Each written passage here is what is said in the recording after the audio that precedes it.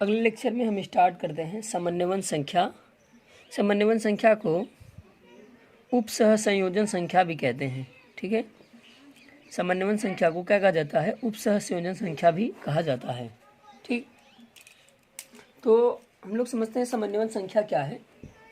जब कोई क्रिस्टल होता है तो उसमें घटक कण होते हैं, यानी परमाणु होती हैं। तो उसमें कोई एक परमाणु जितने अन्य परमाणुओं से मिलकर घिरा होता है, तो उसकी उस संख्या को हम लोग समन्वयन संख्या कहते हैं। ठीक है, जैसे हम मान लें कि कोई हमारा क्रिस्टल है और उसकी संरचना वर्गाकार है और उनमें जो परमाणुएं हैं वो कुछ इस तरीके से व्यवस्थित हैं। तो इसमें एक परमाणु अन्य 4 परमाणु से मिलकर घिरा है, तो इसकी कोऑर्डिनेशन नंबर क्या आ जाएगी? 4। ठीक है, तो इसकी कोऑर्डिनेशन नंबर क्या आ जाएगी? 4। तो हम बोल सकते हैं कि किसी क्रिस्टल में एक परमाणु जितने अन्य परमाणुओं से घिरा होता है, तो उसकी उस संख्या को हम लोग समन्वयन संख्या कहते हैं। ठीक है, हम लोग लिख सकते हैं किसी क्रिस्टल में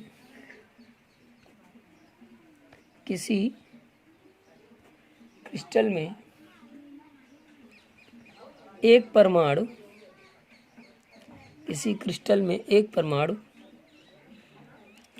जितने अन्य परमाणुओं से मिलकर घिरा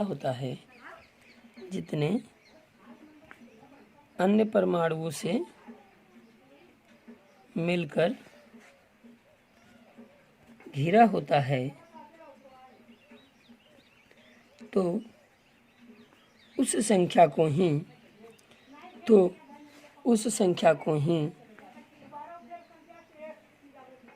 समन्वयन संख्या कहते हैं। तो उसकी उस संख्या को ही हम लोग समन्वयन संख्या कहते हैं। ठीक है, तो ये रहा हमारा समन्वयन संख्या। तो हम लोग जान लें SCC सिंपल क्यूबिक स्ट्रक्चर में समन्वयन संख्या 6 होती है और BCC बॉडी सेंटर्ड क्यूबिक में समन्वयन संख्या 8 होती है और FCC में समन्वयन संख्या हमारी 12 आती है। ठीक है, तो ये हमारा कोऑर्डिनेशन नंबर ऑर्डर है कि किसमें कितना कोऑर्डिनेशन नंबर होता है। ठीक है, उसके बाद हमारा अगला हेडिंग है घनी क्रिस्टल का घनत्व। घनी क्रिस्टल का घनत्व।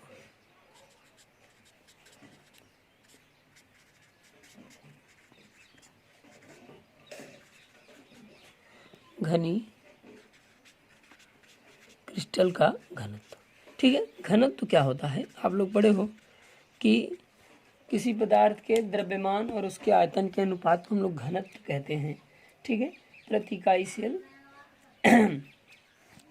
तो हम लोग यहाँ ये भी बता सकते हैं कि प्रति इकाई सेल घटक कणों की संख्या का तात्पर्य क्रिस्टल के घनत्व से है। ठीक है, यानी हम लोग लिख सकते हैं जो क्रिस्टल का घनत्व होगा वो उसके द्रव्यमान और उसके आयतन के अनुपात के बराबर होगा। हम लोग लिख सकते हैं किसी क्रिस्टल का घनत्व उसके द्रव्यमान तथा किसी क्रिस्टल का घनत्व उसके द्रव्यमान तथा आयतन के अनुपात के बराबर होता है। किसी क्रिस्टल का घनत्व उसके द्रव्यमान तथा आयतन के अनुपात के बराबर होता है। क्रिस्टल के घनत्व को रो से प्रदर्शित करते हैं। क्रिस्टल के घनत्व को रो, ठीक है, किससे प्रदर्शित करते हैं? रो से या डी से भी कहीं लिखते हैं। ठीक है, रो या डी से प्रदर्शित करते हैं। ठीक है, रो या डी से प्रदर्शित करते हैं। ठीक है, क्रिस्टल के घनत्व को रो या डी से प्रदर्शित करते हैं। तो हम लिख सकते हैं, घनत्व का फार्मूला बना सकते हैं।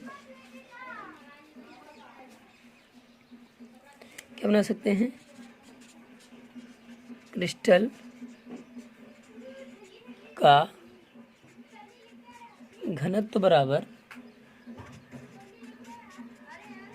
क्रिस्टल का द्रव्यमान बटे क्रिस्टल का आयतन। ठीक है, क्रिस्टल का द्रव्यमान बटे क्रिस्टल का आयतन। तो अगर हमें क्रिस्टल का द्रव्यमान लाना होगा तो हम लोग पूरा करेंगे कि एक सेल में कितने द्रव्यमान हैं। तो हम लोग लिख सकते हैं इकाई सेल का द्रव्यमान, इकाई सेल का द्रव्यमान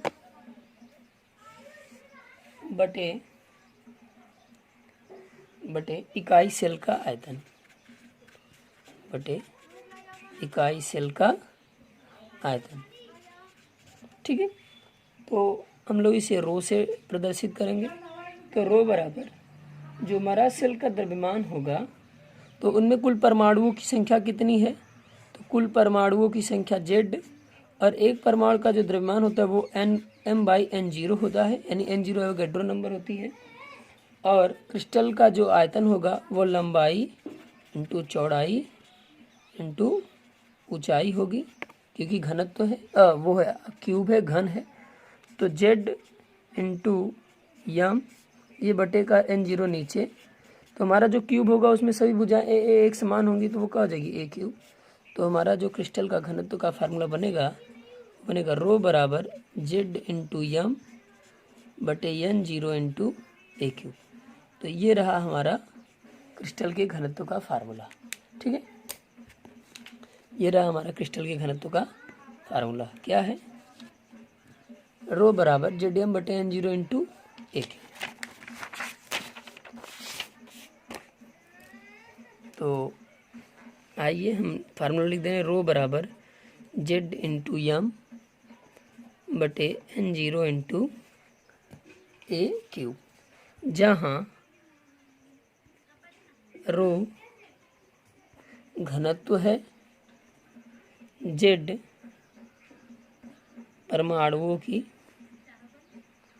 संख्या है, यम परमाणु का परमाणु भार है, और a कोर की लंबाई है। ठीक है, ये क्या है, हमारी कोर की लंबाई है। और n0 एवोगैड्रो संख्या है। n0 क्या है, एवोगैड्रो संख्या है, जो होती है 6.023 10⁻23।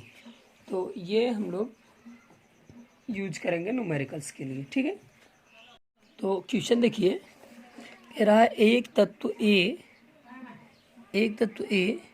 BCC में क्रिस्टलीकृत होता है। ठीक है, BCC में Z बराबर 2, एक तत्व BCC में क्रिस्टलीकृत होता है। इसके कोर की लंबाई 288 पिकोमीटर है, यानी A की वैल्यू 288 पिकोमीटर है। तत्व A का घनत्व ज्ञात कीजिए। ठीक है, A का हमें घनत्व ज्ञात करना है। और यदि A परमाणु का द्रव्यमान 51.7 है। ठीक, यानी यम का मान दिया 51.7, तो हमसे उसकी वैल्यू पूछ रहा है। ठीक है, तो आओ क्वेश्चन को हम, तो देखिए दिया था A तत्व है जो BCC में है। ठीक है, तो BCC में है तो Z बराबर क्या आ जाएगा 2, और इसकी कोर की लंबाई दिया था 288 पिकोमीटर। ठीक है, और हमें कह रहा था A का परमाणु भार, यानी A का जो परमाणु भार है यम, वो कितना है 51.7 है। तो हमसे उसका घनत्व पूछ रहा है। ठीक है, चलिए देखिए, तो यहाँ ये पिकोमीटर में है, तो ये हमारा ग्राम में आता है। ठीक है, ग्राम में होगा, तो हमें इसको क्या करना होगा, इसको सेमी में कन्वर्ट कर लेना होगा। तो हम लोगों को दिया है A बराबर 288 पिकोमीटर। हम लोग जानते हैं 1 पिकोमीटर बराबर 10 की घात -12 मीटर होता है। तो A बराबर 288 इंटू 10 की घात -12, और हम लोग जानते हैं 1 मीटर बराबर होता है 100 सेमी। तो अगर इसको सेमी में करना हो तो 100 का गुणा कर दें, तो A बराबर 288 इंटू 10⁻12 इंटू 100। तो जब A करेंगे तो ये 2 जीरो इसका हट जाएगा, तो हो जाएगा 288 इंटू 10 की घाते -10, और इसका अगर और हटाना हो तो हो जाएगा 2.88 इंटू 10 की घाते -8 cm। ठीक है, 8 सेमी हो जाएगा। तो ये इतना हम कर लिए। उसके बाद हम इस वैल्यू को पुट करते हैं। हम लोग जानते हैं n0 की वैल्यू जो होती है वो 6.023 10⁻23 होती है। ठीक है, तो हम यहाँ वैल्यू रख करके हल कर रहे हैं। तो रो बराबर z इंटू यम बटे n0 इंटू ए क्यूब। तो z की वैल्यू 2, यम की वैल्यू 51.7 बटे n0 की वैल्यू 6.023 10⁻23 इंटू ए क्यूब की वैल्यू देखो दिया है, ए की वैल्यू दिया है 2.88 इंटू 10⁻8 का होल क्यूब। ठीक है, तो रो बराबर गुणा कर दो, 2 सत्ते 14, 2 एक का 2 एक 3 और 2 पंचे 10 बटे 6.023 10⁻23। ये 2.8 का हम लोग होल क्यूब करेंगे तो आएगा 26 पॉइंट समथिंग और ये 8 त्रिक को 24। ठीक है, 8 त्रिक 24। तो ये 24 में से 23 घटा दो तो आ जाएगा रो बराबर 103.4 बटे 6.023। 24 में से 23 घटा देंगे तो 10 की घाती -1 और ये हो जाएगा 26 दशमलव। ठीक है, क्या हो जाएगा ये 26।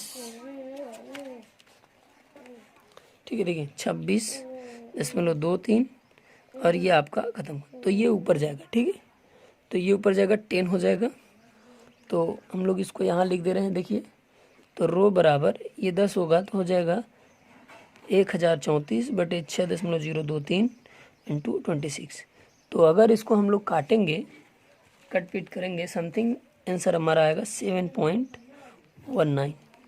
इसका मात्रक होगा ग्राम प्रति सेमी क्यूब। तो देखिए फर्स्ट स्टेप हमारा ये है और सेकंड स्टेप ये है हमारा और ये थर्ड स्टेप है। ठीक है, तो ये रहा हमारा आंसर।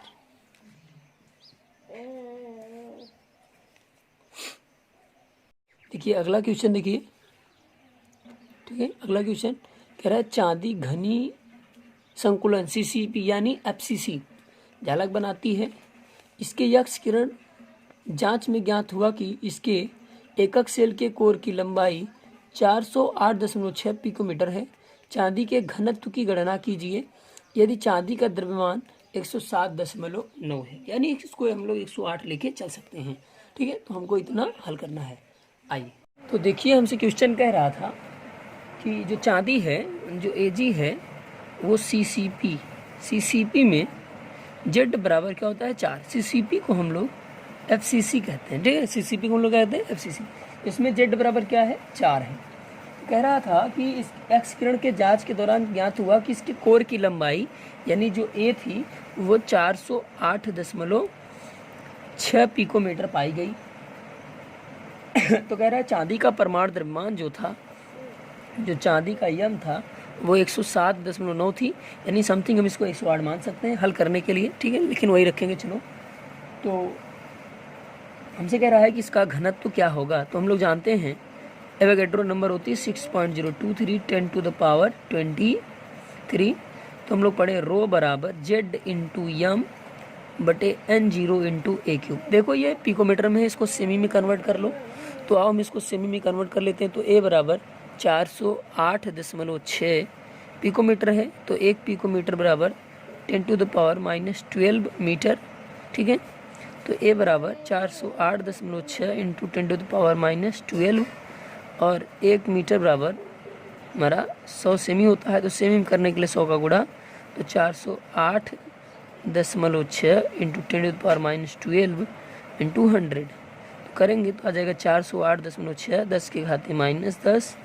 ठीक है, और अगर इसको और हटाएंगे हम लोग तो हो जाएगा 4.086 10⁻−8 सेमी। ठीक है, तो ये हमारा सेमी हो गया 4.086 10⁻−8 सेमी। तो यहाँ हम लोग लिख सकते हैं रो बराबर Z की वैल्यू 4 इंटू यम की वैल्यू हमारा है 108 मान ले रहे हैं। ठीक है, और n0 6.023 10⁻23 ए की वैल्यू इसको पूरा मान लो 4 10⁻−8 का होल क्यूब। तो रो बराबर आ जाएगा हमारा, रो बराबर आएगा 4108 6.023 10⁻23 4 का क्यूब 64 इंटू 10⁻24। तो इसको लेस देन करेंगे तो आ जाएगा -1। देखो 23 में से 24 घटाएंगे तो आएगा 6.023 10⁻⁻1 इंटू 64। तो ये ऊपर जाएगा प्लस हो जाएगा, तो रो बराबर 4 इंटू 1080 बटे 6.023 इंटू 64। ये कट जाएगा 16 चौका 64। तब हमारा आ जाएगा रो बराबर 1080 बटे 16 छक्का 96। तो आ जाएगा रो बराबर 10.5 ग्राम प्रति सेमी क्यूब।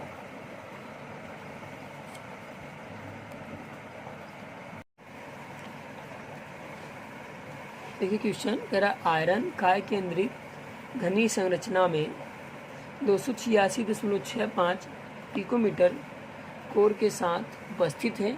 यदि आयरन का घनत्व 7.87 ग्राम प्रति सेमी क्यूब है तो एवोगैड्रो संख्या याद कीजिए।